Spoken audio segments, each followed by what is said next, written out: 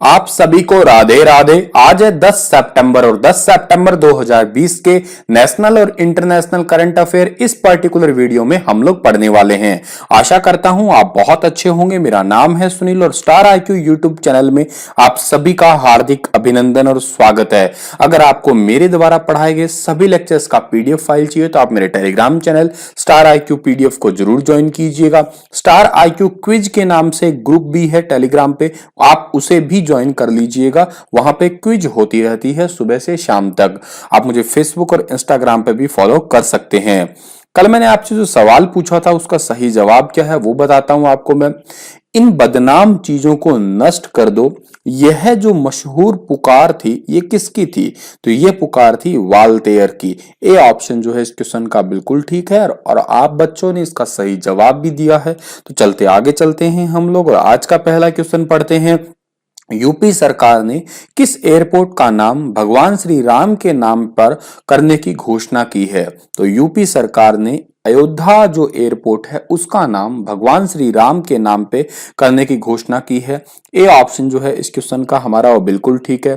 और ये घोषणा की किसने है?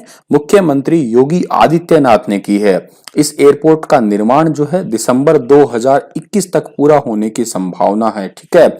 और योगी सरकार ने ही एयरपोर्ट का नाम बदलने और इसका दायरा बढ़ाने का काम भी जो है वो शुरू कर दिया है। अब मैं यूपी की बात कर रहा हूं तो यूपी की राजधानी क्या है? लखनऊ है। लखनऊ किस नदी के किनारे पड़ता है? लखनऊ पड़ता है गोमती नदी के किनारे। और उत्तर प्रदेश का लखनऊ है, इसी को ही हम लोग नवाबों का शहर कहते हैं। क्या आप मुझे कमेंट में लिख के बता सकते हैं कि 1857 की क्रांति से लखनऊ का संबंध किसका था? ठीक है, 1857 की क्रांति में जो है लखनऊ का संबंध किससे था? अगर आप बता सकते हैं तो बताइए कमेंट में लिख के। आगे बढ़ते हैं हम लोग और अगला क्वेश्चन हमारा है कि निम्न में से कौन सी टीम आईसीसी टी20 रैंकिंग में पहले पायदान पे पहुंच चुकी है?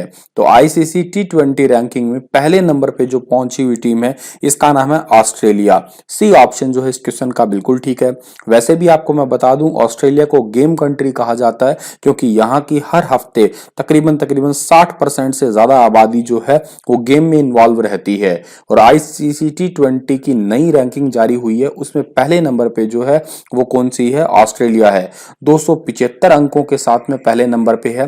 और इंग्लैंड के पास में 271 नंबर है और ये दूसरे स्थान पे है। और तीसरे नंबर पे भारत है। भारत के कितने नंबर है? 266 नंबर है। तो आपको नंबर चाहे याद करें ना करें चलेंगे, लेकिन पहले नंबर पे आपको याद रखना है ऑस्ट्रेलिया, दूसरे नंबर पे इंग्लैंड और तीसरे नंबर पे हमारा प्यारा भारत है यहाँ पे। अच्छा, बात ऑस्ट्रेलिया की है तो मैप में ऑस्ट्रेलिया देखिएगा। ऑस्ट्रेलिया की कैपिटल क्या है? ऑस्ट्रेलिया की कैपिटल है कैनबरा। स्कॉट मॉरिसन यहाँ के प्रधानमंत्री है और ऑस्ट्रेलियन डॉलर जो है वो यहाँ की करेंसी है। कैनबरा आपको मैप में दिख रही होगी, ये वो जगह है, वो कैनबरा है। आगे बढ़ते हैं हम लोग। नई राष्ट्रीय शिक्षा नीति को लागू करने वाला देश का पहला राज्य निम्न में से कौन बन गया है? बहुत बहुत इंपॉर्टेंट क्वेश्चन है। आने वाले किसी भी एग्जाम के लिए ये क्वेश्चन आपके लिए जरूर पूछा जा सकता है। तो नई राष्ट्रीय शिक्षा नीति को लागू करने वाला देश का पहला राज्य जो बन गया है वो है हिमाचल प्रदेश। डी ऑप्शन जो है इस क्वेश्चन का हमारा वो बिल्कुल ठीक रहेगा। हिमाचल प्रदेश के अंदर ये इमीडिएटली लागू कर दी गई है तत्काल प्रभाव से। और इसको सक्सेस करने के लिए 43 मेंबर्स की एक जो है टास्क फोर्स भी बिठाई गई है जो कि इसका ध्यान रखेंगे।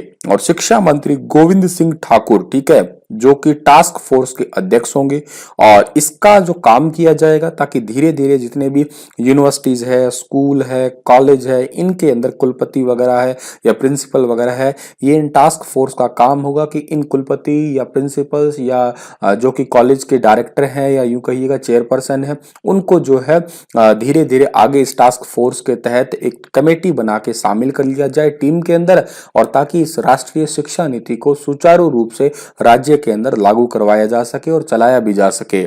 जिक्र हिमाचल प्रदेश का है तो हिमाचल प्रदेश की राजधानी दो है, एक तो शिमला है, एक धर्मशाला है। और यहाँ के मुख्यमंत्री का नाम जयराम ठाकुर है, गवर्नर का नाम बांद्रू दत्तात्रेय है और पॉपुलेशन कितनी है? 68.6 लाख है। हिमाचल प्रदेश को कहीं जगह पे आपको देवभूमि भी लिखा मिलता है, ठीक है, देवभूमि कहा जाता है हिमाचल प्रदेश को। अंतरराष्ट्रीय फुटबॉल में निम्न में से कौन सा खिलाड़ी 100 गोल करने वाला दुनिया का दूसरा खिलाड़ी बन गया है? 100 गोल करने वाला दुनिया का दूसरा खिलाड़ी बने हैं, इनका नाम है क्रिस्टियानो रोनाल्डो। ठीक है, क्रिस्टियानो रोनाल्डो बी ऑप्शन जो है इस क्वेश्चन का हमारा वो बिल्कुल ठीक है, जो कि आपको फोटो में दिखाई दे रहे हैं। इनसे पहले ईरान के अली देई ऐसा कर चुके हैं पहले नंबर पे। रोनाल्डो ने अपना अंतरराष्ट्रीय गोल 2004 में किया था। यूरो कप के दौरान उन्होंने ग्रीस के खिलाफ वो गोल दागा था। और सबसे ज्यादा इंटरनेशनल गोल करने का रिकॉर्ड फिलहाल अली के नाम दर्ज है। उन्होंने 109 इंटरनेशनल गोल जो है कर चुके हैं। और रोनाल्डो के कितने हैं? रोनाल्डो के 101 हो चुके हैं। तो आप ये दोनों नाम याद कर लेना। पहले का नाम क्या है? अली देई। ठीक है, अली याद कर लेना। ठीक है, इनके नाम पे कितने हैं? 109 गोल है। और रोनाल्डो के नाम पे कितने हैं? 101 गोल है। आगे बढ़ते हैं हम लोग। तो पूर्व प्रधानमंत्री डॉक्टर मनमोहन सिंह ने ब्रिटिश पत्रकार डेविड एटनबरो को किस पुरस्कार से सम्मानित किया है? डेविड एटनबरो को जो है इंदिरा गांधी शांति पुरस्कार से सम्मानित किया है। बी ऑप्शन जो है इस क्वेश्चन का हमारा वो बिल्कुल ठीक रहेगा, जो कि आपको फोटो में दिखाई दे रहे हैं, यही है डेविड एटनबरो। डेविड एटनबरो जो कि रिचर्ड एटनबरो के भाई है। और रिचर्ड एटनबरो ने दुनिया में चर्चित बापू के संघर्ष पर आधारित फिल्म गांधी बनाई थी। और डेविड एटनबरो पर्यावरण को लेकर पिछले सदी में मानवीय चेतना को सजग करने के लिए जो है एक महत्वपूर्ण व्यक्तित्व का रोल निभा चुके हैं। और डेविड एटनबरो एकमात्र ऐसे व्यक्ति हैं जिन्होंने बाफ्टा के अंतर्गत वर्ष 2019 में अवार्ड भी जीता था। और मैं अगर बात करता हूं कि मनमोहन सिंह जो है इनका जन्म कब हुआ था? 1932 में। इनका कार्यकाल कब है? 22 मई 2004 से लेके 26 मई 2014 तक जो है वो इनका कार्यकाल रहा था प्रधानमंत्री के रूप में। 10 साल के आसपास इन्होंने जो है भारत के अंदर प्रधानमंत्री के रूप में कार्यकाल निभाया था या काम किया था। हाल ही में किस देश ने कोरोना के टीके को आम जनता के लिए जारी कर दिया है? तो देखिएगा, कोरोना का टीका बनाया ही रशिया ने है, तो रशिया ही जारी करेगा। सी ऑप्शन सही है इस क्वेश्चन का हमारा। ठीक है, रशिया की एक स्पुतनिक वी वैक्सीन है। हालांकि इसका शुरुआती जब ट्रायल वगैरह सब कुछ सफल रहे थे, लेकिन कुछ हद तक जो है इसके साइड इफेक्ट देखे गए थे। लेकिन बाद में कहा गया कि इसको जो है जो भी इसमें प्रॉब्लम्स थी, जो भी चीजें थी, उनको रिकवर कर लिया गया है। अब ये ठीक है। और इस रूस की इस स्पुतनिक वी वैक्सीन को आम नागरिकों के लिए अब जारी कर दिया गया है। और स्पुतनिक वी को रूस की Gamaleya national research for epidemic microbiology और रूसी डायरेक्टर इन्वेस्टमेंट फंड ने इसे बनाया है। आप प्लीज इसे याद कर लीजिएगा, मैं आपको दिखा देता हूं, ये लिखा हुआ कहीं, ये रहा। ठीक है, गामालेया नेशनल रिसर्च सेंटर और एक आपको याद करना है डायरेक्ट इन्वेस्टमेंट फंड। इन दोनों ने मिलकर जो है इसे बनाया है। तो ये भी आपसे आने वाले टाइम में इनके नाम पूछे जा सकते हैं। रशिया की बात करता हूं। रूस की राजधानी क्या है? रूस की राजधानी मॉस्को है। रूस की करेंसी क्या है? रूस की करेंसी रशियन रूबल है।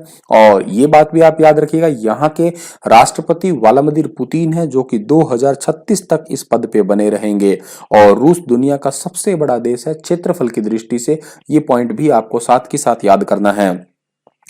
खाद्य नियामक भारतीय खाद्य सुरक्षा और मानक प्राधिकरण, ठीक है, food regulator, food safety and standards authority of India, इसको हम लोग FSSAI भी बोलते हैं, ने स्कूल परिसर यानी कि जो स्कूल का एरिया होता है कि कितने मीटर के दायरे और स्कूलों की कैंटीन के अंदर जंक फूड की बिक्री और विज्ञापन पर रोक लगा दी है। तो देखो, स्कूल की कैंटीन्स के अंदर तो जंक फूड और उनके कोई एडवर्टाइजमेंट नहीं होगी, के साथ साथ स्कूल का 50 मीटर के एरिया के दौरान भी जो है कोई भी आपका जंक फूड का विज्ञापन नहीं होगा, जंक फूड को बेचा नहीं जाएगा। इसका रीजन क्या है सर? इसका रीजन इतना सा ही है कि बच्चे जो होते हैं उनको एक न्यूट्रिशंस वाला खाना जो है वो प्रोवाइड करवाया जा सके, क्योंकि ये जितने भी जंक फूड होते हैं इनके अंदर बहुत ही ज्यादा जो है फैट होता है, या इनके अंदर नमक होता है कहिएगा, या इनके अंदर शुगर होती है, जो कि हमारी हेल्थ के लिए जो है जहरी साबित होती है।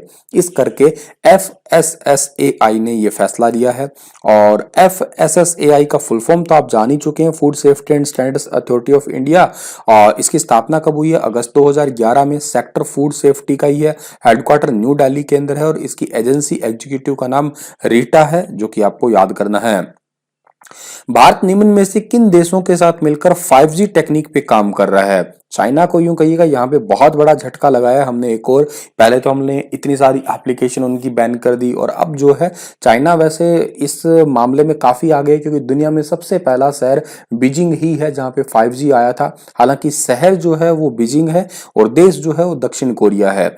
5G टेक्निक मतलब आप समझिएगा कि आज से 1 डेढ़ साल 2 साल पहले ही विकसित कर चुका है चाइना। तो जनरली काफी सारे देश हैं वो चाइना पे डिपेंडेंट है, लेकिन इजराइल और अमेरिका का कहना है कि हम लोग मोनोपोली नहीं होने देंगे टेक्निक के मामले में। हम बाकी देश भी हैं जो कि इस स्थिति पे या इस टेक्निक पे काम कर सकते हैं, और इजराइल भारत और अमेरिका ये तीनों मिलके जो है 5G टेक्निक पे काम करेंगे। और 5G आप सभी को पता है कि 4G के बाद में आने वाले एक नए कंसेप्ट का आधार होगा, बहुत ही ज्यादा स्पीड हो जाने वाली है।